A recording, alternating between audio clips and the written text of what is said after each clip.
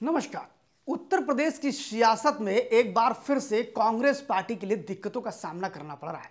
हम बात यहां पर करने वाले हैं कि क्या कांग्रेस पार्टी ने जो दिक्कतों का सामना कर रही है उसके पीछे क्या सपा का कोई षड्यंत्र है, क्या सपा इसके लिए पूरी उत्तरदायी है, या कांग्रेस पार्टी ने चयन ठीक नहीं किया। हम बात कर रहे हैं यहां सीतापुर के सांसद राकेश राठौर की। जी हाँ, ये राकेश राठौर सीतापुर के सांसद हैं। आपको बता दें कि जब लोकसभा के चुनाव शुरू हुए थे 2024 में, जब टिकट का वितरण शुरू हुआ तो समाजवादी पार्टी ने प्रेशर देकर राकेश राठौर को लोकसभा का टिकट कांग्रेस से दिलाया।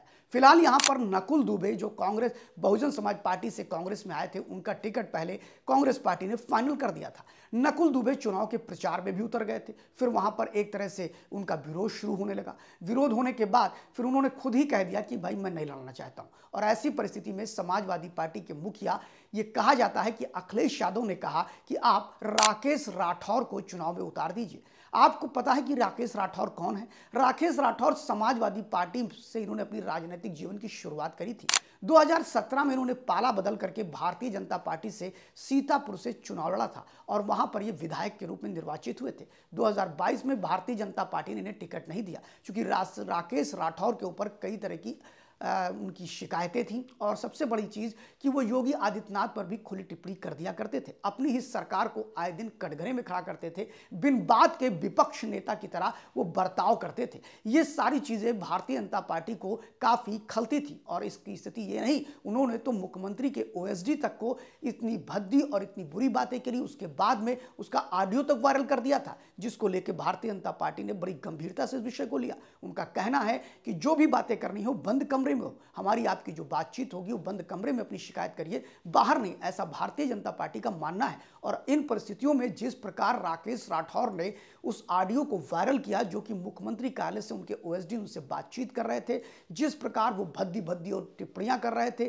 तंज कस रहे थे, ये ना तो मुख्यमंत्री को गंवारा हुआ और ना भारतीय जनता पार्टी के लोगों को। और शायद यही कारण था कि 2022 के चुनाव में राकेश राठौर को बाहर का रास्ता दिखा दिया गया और उसके बाद वो चुनाव भी नहीं जीत पाए।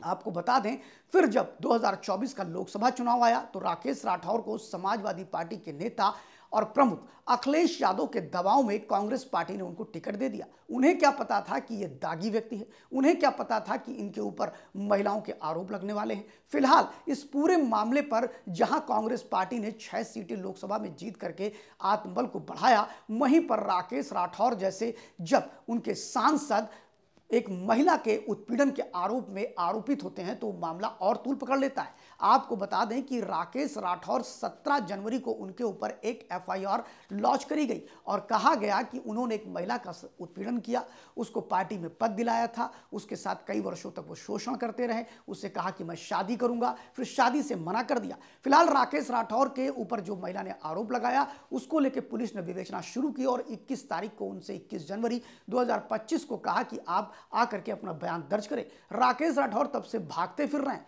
एक तरफ कांग्रेस पार्टी से लेकर के समाजवादी पार्टी से षड्यंत्र बता रही है। कांग्रेस पार्टी के नेता अजय राय ने तो खास तौर पर यह बोल दिया, जो कि प्रदेश अध्यक्ष हैं, उन्होंने कहा यह एक षड्यंत्र है। फिलहाल अगर षड्यंत्र है तो उसका सामना करना चाहिए, पुलिस के सामने आके जांच की प्रक्रिया में खड़े होना चाहिए, बातचीत करना चाहिए। आखिर क्या बात है कि राकेश राठौर भाग रहे हैं? सबसे बड़ी बात यह है कि राकेश राठौर जब अंतरिम बेल के लिए निचली अदालत में जाते हैं जिले की, तो वहां भी वो खारिज हो जाती है। उसके बाद वो उसको एमपी एमएलए कोर्ट में शिफ्ट कर दिया जाता है।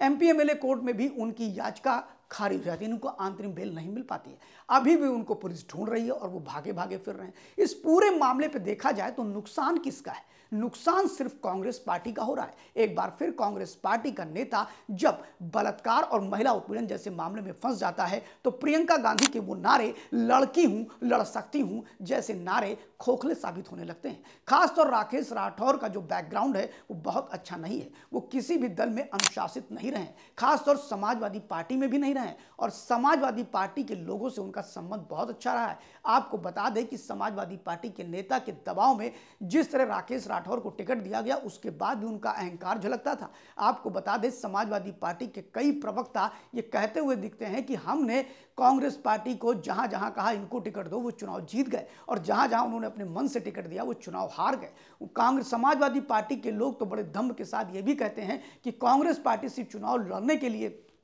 लड़ती है, हम चुनाव जीतने के लिए लड़ते हैं। राकेश राठौर के मामले में भी समाजवादी पार्टी के प्रवक्ता ऑफ द कैमरा ऐसी बातें करते रहते हैं। आपको बता दें कि राकेश राठौर के रूप में एक मेंबर ऑफ पार्लियामेंट तो भले ही बेशक कांग्रेस पार्टी को मिल गया हो, लेकिन कांग्रेस पार्टी के लिए मुश्किलें खड़ी कर दी हैं उसने।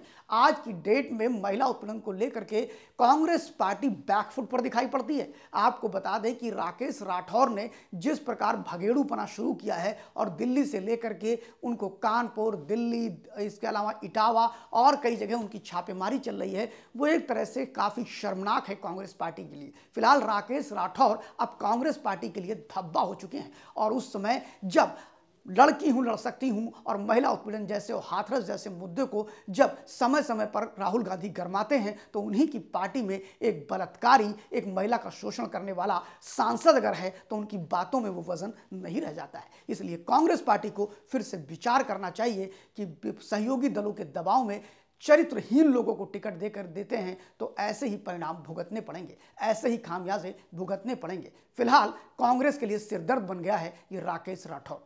देखते रहिए live UP news 24। Thank you very much.